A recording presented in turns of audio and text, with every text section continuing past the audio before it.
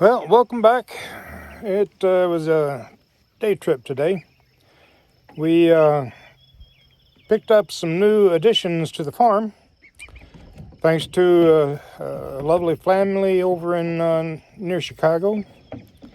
Uh, they had some ducks that they uh, didn't couldn't keep any longer, and so they posted on a website called Rescue Me, and we went over and picked them up and brought them back here to the farm. And when we come back, we'll be putting them into the brooder and giving you the lowdown on what all happened and how they came to be here. Talk to you a bit. Bye.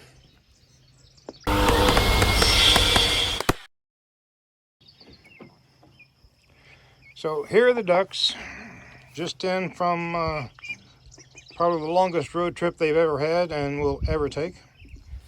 There are 11 in there, and they are just about old enough to start getting feathers. We're going to put them into the brooder so that if there are any problems, we'll catch them before they get mixed in with the rest of the flock, and that way it gives everybody a chance to get acclimated. So stick around. We'll take a look at them here shortly when we transfer them to the brooder, and we'll be right back. It's been a long trip for these birds. About a 4-hour drive, 4.5. We had to stop for gas. And they had water in the truck, in the back of the truck with them. But it was dry by the time we got here. We stopped and filled up. When we stopped to eat, we filled it back up. And I went through another gallon. Of course, they're ducks, they go through a lot of water. So they're thirsty and they're hungry. And when they eat, they got to drink. And when you drink, you got to have something to eat with it. So they're going back and forth real quick. Threw some greens in there, and they initially went after them pretty good.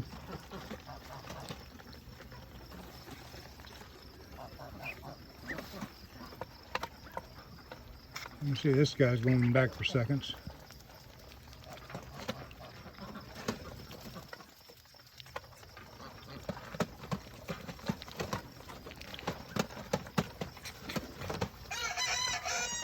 They do like those broadleaf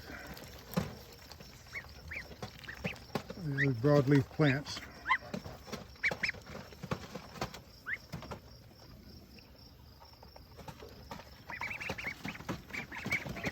We got this is a bell water.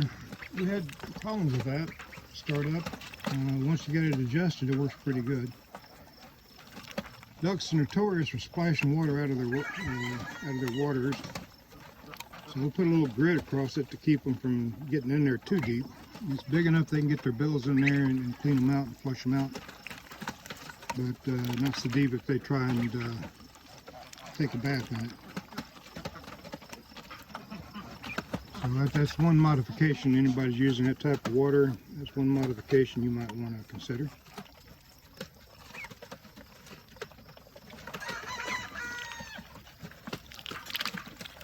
These feeders are a little small.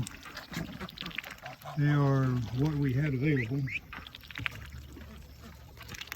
at the time. The other feeders are in use with the other animals. And they've eaten that down. That was full 5 minutes ago.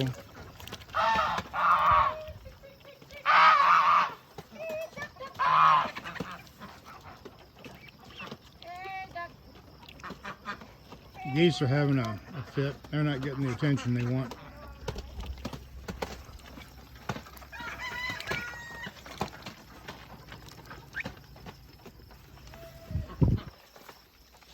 Again, both of those feeders were full when we got when we put them in there about 5 minutes ago, 5-10 minutes ago. They are eating down now. I'll give them a couple more minutes. Finish this up, and then we'll fill them up again. I think I've got another feeder, larger feeder around here somewhere that we'll get out and put in there for them. But I wanted to get them some food. They haven't had anything in at least 4 hours. And I wanted to give them something real quick, so I just threw those in there. They were what were available here at the brooder. For those of you new to the channel and haven't seen it before, this is one of our brooders. It is a 4x8 footprint. And it's got a lid that folds down on it. And the back of it is protected on 3 sides and the top when the top is down. And then the front of it, it's open on all sides, except I've got a piece of feed sack across the top, so to protect the food area from rain, which we've been having rain every day here lately. And then in the back here, this section here, that contains a 55-gallon drum, which is full of water. And we've got a little 12-volt system, a little pump back there that pumps it up to the water, and it keeps that water full. And the goats want attention. They don't get it, they chew on you or rub up against you or poke you in the face with their horns. So I gotta go for now. We'll get a little more here later. Yeah, it looks like the feeding frenzy has calmed down a little bit. We'll replace those 2 little ones, those 2 little feeders, with one of the larger ones that we have. And it's got those partitions in it there that keeps them from spreading it out and tossing it around quite so much. What you see there on the ground on that piece of feed bag already is from the smaller ones, especially that red one that didn't have the divisions in it, didn't have the openings in it, and they were able to get in there and splash it around and kick it out and just kind of make a mess. Of course, that's kind of what ducks do. But right now, they're going to stay on this duck starter for a while, and then we'll change over to our regular feed, just so that they don't have too many changes at once. And we just, introduce them a little bit at a time.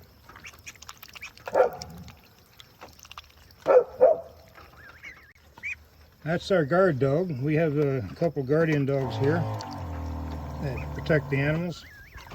And here's one of them. He's a collie mix and is more interested in being petted than guarding.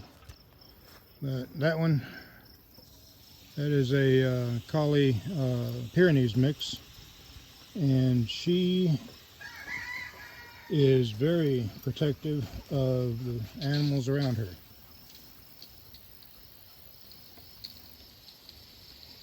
So she was barking at something out there in the woods.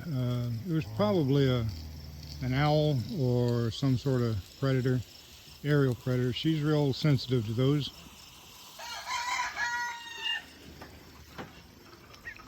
And we do have some eagles around here that I think have taken away a few of our younger birds, which is why we keep the small ones in a box in a brooder that is covered.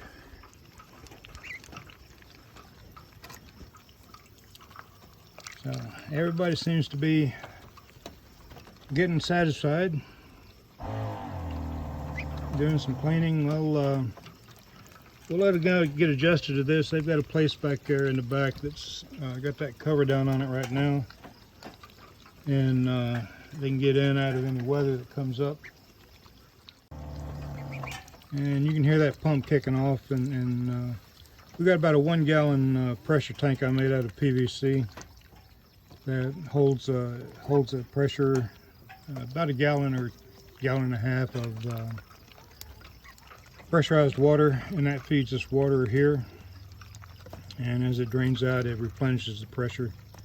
It's an automatic pump. It's a 12-volt pump with a pressure switch on it, and maintains that pressure, and it feeds it into this water, who has a valve that turns off when it's full. But as fast as the ducts are emptying it, it's done a good job keeping up. So everybody seems to be settling down.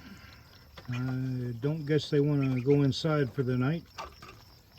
They're all going to be out here in the open, I guess, which is fine. Our ducks seem to like it out in the open as well, even though they've got places they can crawl under. These are all peking.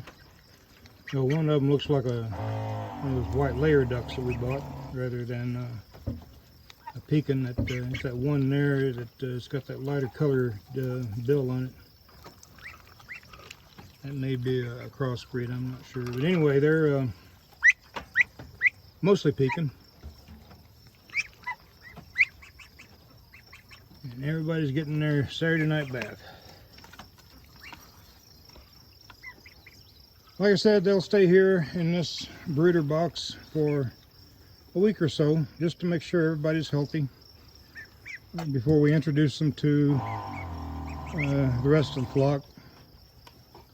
And that way we don't use antibiotics, we don't use chemicals to bolster immune systems and all that kind of stuff. But if we put healthy birds in with healthy birds, they tend to stay healthy. And so we'll leave them here until we're fairly well assured that they are healthy. And I'm sure they are. It's just, you know, we have to do due diligence and protect everybody involved. Anyway, these were birds we got off of a website called Rescue Me. They're basically a website that takes farm animals that people don't want, can't keep, or for some reason can no longer keep at their house, and connects them with people who have farms or rescue organizations that want to take those birds and give them good homes. RescueMe.org, I think, is the website. And we picked these up from a family in Chicago, and they couldn't take care of them. They were in the city, and I guess somebody maybe had complained. It was a ritzy neighborhood, and I got a feeling that in that neighborhood comes people with attitudes and set ways of doing things that anyone who upsets that set way is frowned upon, you might say. I've lived in a couple of those, and I don't, that's why I'm on the farm. But these birds will have a good home. They look to be well taken care of. Looks like they enjoyed them, the birds, a lot. And they will be taken care of here. Tomorrow we'll try and get a small tub in there for them to do a little more bathing and cleaning up in. But we have not a large footprint in there, and 11 birds in 32 square feet is a little tight for their age. So we're not going to keep them in there long, maybe another week, and then we'll bring them out with the rest of the birds. Speaking of which, let's go take a look at the rest of the birds and see where they're headed. So here's some of the other birds. We got a couple, they're in the coop on the run, and they can get in there. It's protected on 3 sides and top with wire and netting. So it's a nice safe place for them to go. They've been out splashing in the water, and here we got some geese and another couple of ducks over there in a tub.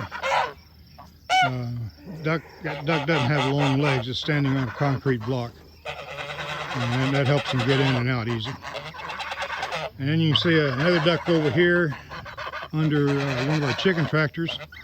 We got it propped up so that those chickens can get free range.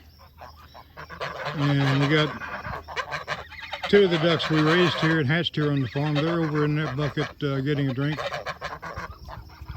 And then you can see under the tractor here a bunch of Cornish cross chickens. And then on the corner you can see another tractor. It's got some younger birds in it. They're not open free ranging yet, just because they're small, and to give them a little more protection. And then here you can see our mobile coop. It's got a little run out front that's wired in, and then a place in here for them to roost, and a little nesting box that's coming out. And then on the other side of this, on the other side of that container, is another 55-gallon drum with water in it and a pump. It feeds the water that's underneath the coop here, and it also runs out to this hose that feeds the water in that tractor over there, just like we saw in that first brooder.